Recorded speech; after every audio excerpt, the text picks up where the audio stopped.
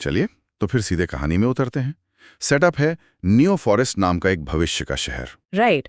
और हमारा खरगोश वो कोई आम खरगोश नहीं है, वो एक वायरल स्पीडस्टर है जिसकी वीडियो #SpeedKing और #RabbitRush जैसे हैशटैग के साथ ट्रेंड करते हैं। मतलब वो सिर्फ तेज नहीं है, वो एक पर्सनल ब्रांड है। एग्जैक्टली और दूसरी तरफ है कछुआ, जो अपनी शांत और संतुलित लाइफस्टाइल के लिए जाना जाता है। उसका हैशटैग है #SlowAndSmart। और यहाँ जो सबसे इंटरेस्टिंग बात है वो ये कि कहानी की शुरुआत किसी फिजिकल रेस से नहीं होती। नहीं। ये एक ऑनलाइन बहस से शुरू होती है, एक लाइव स्ट्रीम के दौरान। हाँ, और खरगोश का जो तंज है वो भी बहुत आज के जमाने का है। वो कहते हैं, कछुए भाई, ये 21वीं सदी है, AI, EV, 5G, और तुम अभी भी स्लो लाइफ वाले हो।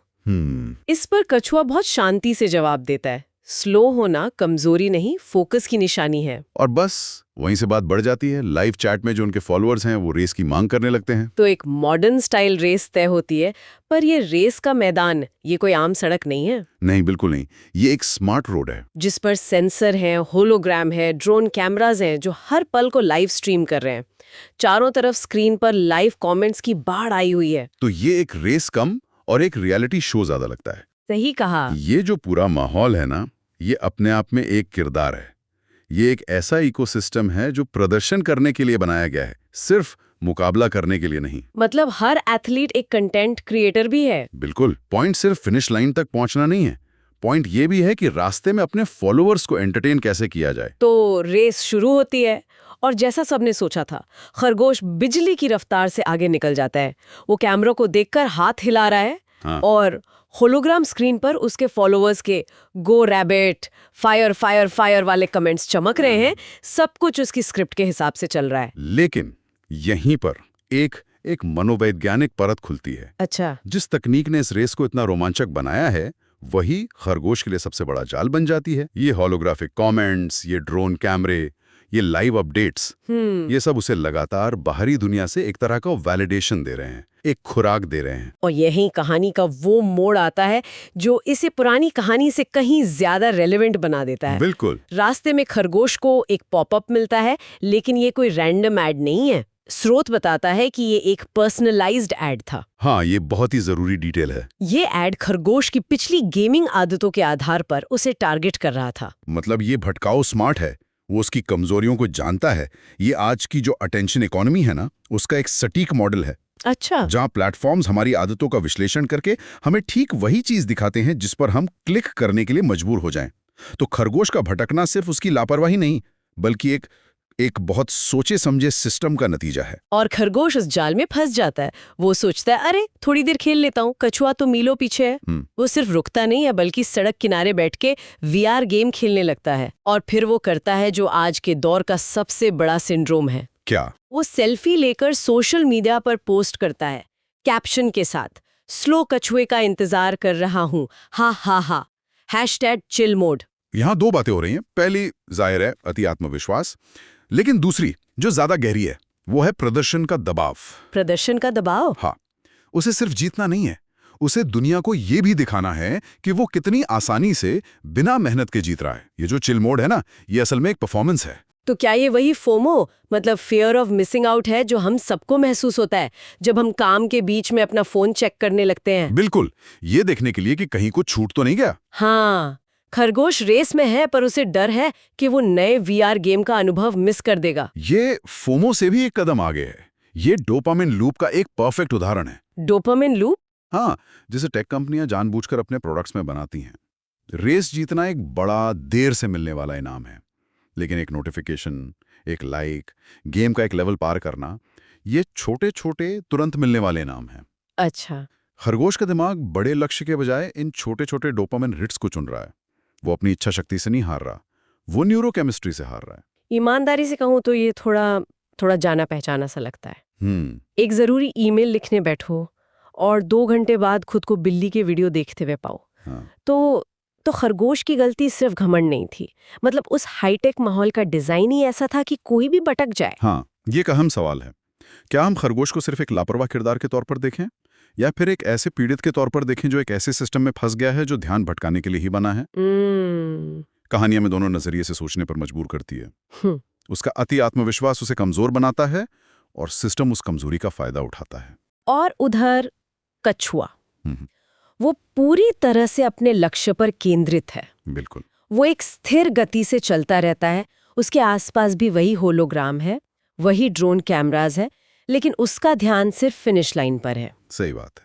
1 मिनट, लेकिन कछुए के पास भी तो तकनीक थी, उसकी स्मार्ट वॉच उसे भटका क्यों नहीं रही थी? यही तो इस कहानी का सबसे शानदार हिस्सा है। अच्छा। कछुए के पास भी तकनीक है, लेकिन वो उसका मालिक है, गुलाम नहीं। उसकी स्मार्ट वॉच उसे सिर्फ और सिर्फ एक ही निर्देश देती है, कीप मूविंग, चलते रहो। बस। एक सरल शक्तिशाली कमांड। उसने अपनी तकनीक को एक फिल्टर के रूप में इस्तेमाल किया है, न कि एक इनबॉक्स के रूप में। मतलब खरगोश की तकनीक उसे लगातार नई नई चीजें परोस रही थी, गेम्स, कमेंट्स, नोटिफिकेशंस। हाँ, जबकि कछुए की तकनीक शोर को हटाकर उसे सिर्फ वही जानकारी दे रही थी जो उसके लक्ष्य के लिए जरूरी थी। बिल्कुल। इसे इंटेंशनल टेक्नोलॉजी यूज कहते हैं, मतलब इरादे से तकनीक का इस्तेमाल। कछुए ने तय किया कि उसे अपनी तकनीक से क्या चाहिए, एक सिंपल रिमाइंडर, जबकि खरगोश अपनी तकनीक पर सिर्फ रिएक्ट कर रहा था। एक ने तकनीक को अपना औजार बनाया, दूसरा तकनीक का औजार बन गया। और इससे एक बहुत जरूरी सवाल सामने आता है कि क्या हमारी तकनीक हमें हमारे लक्ष्यों की ओर धकेल रही है या हमें उनसे दूर खींच रही है? एग्जैक्टली। और फिर वो पल आता है जिसे ड्रोन कैमरे लाइव दिखा देते हैं। कछुआ चुपचाप खरगोश को पार कर जाता है, जो अभी भी अपनी डिजिटल दुनिया में खोया हुआ है। और दर्शकों की प्रतिक्रिया तुरंत बदल जाती है। जो लोग गो रैबिट लिख रहे थे, वे अब लिखने लगते हैं रैबिट इज डिस्ट्रैक्टेड और turtle for the win. Social media की वफादारी कितनी कितनी क्षणिक होती है। सही बात है। और ये पल कहानी का क्लाइमैक्स है। खरगोश का सोशल मीडिया पर किया गया प्रदर्शन उसी के खिलाफ हो जाता है। वो #चिल मोड वाली पोस्ट। हाँ, वो अब उसकी लापरवाही का सबूत बन जाती है। ये दिखाता है कि डिजिटल दुनिया में आपकी बनाई हुई छवि और वास्तविकता के बीच का अंतर बहुत जल्दी सामने आ सकता है। उसका परफॉर्मेंस बैकफायर कर गया। जब खरगोश गेम से नजरें हटाता है और उसे अपनी गलती का एहसास होता है, तब तक बहुत देर हो चुकी होती है।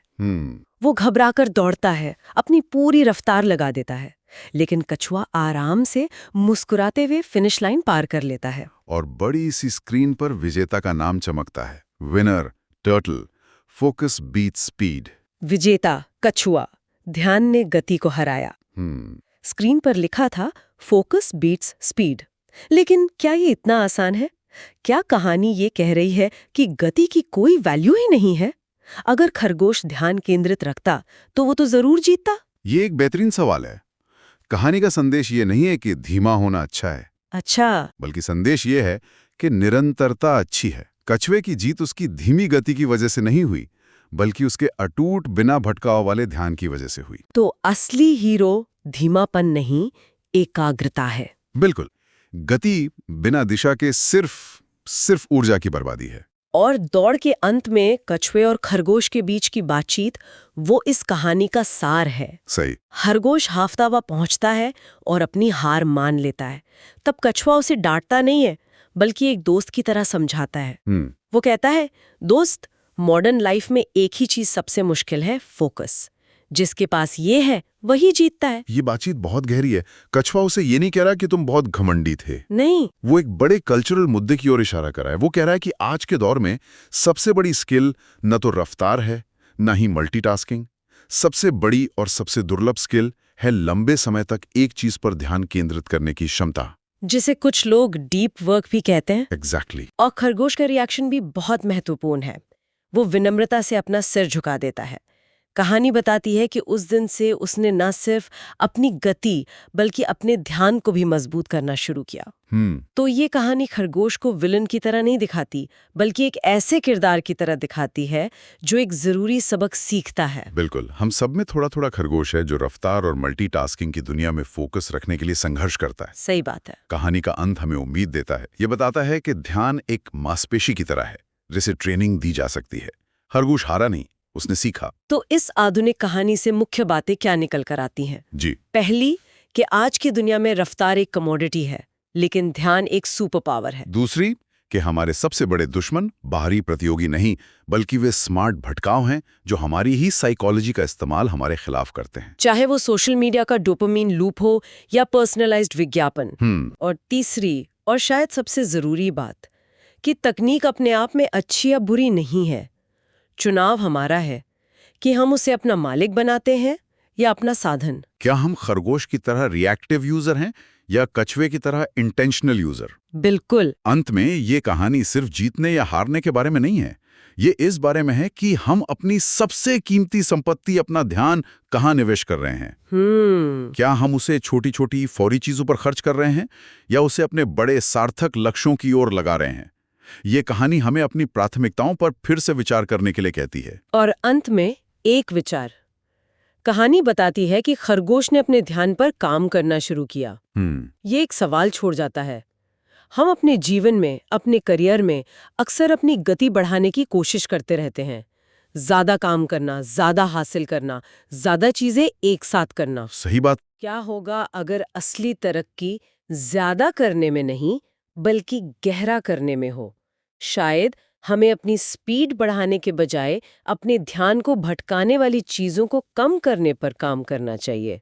शायद असली जीत रफ्तार बढ़ाने में नहीं, बल्कि ध्यान केंद्रित करने की क्षमता को वापस पाने में है।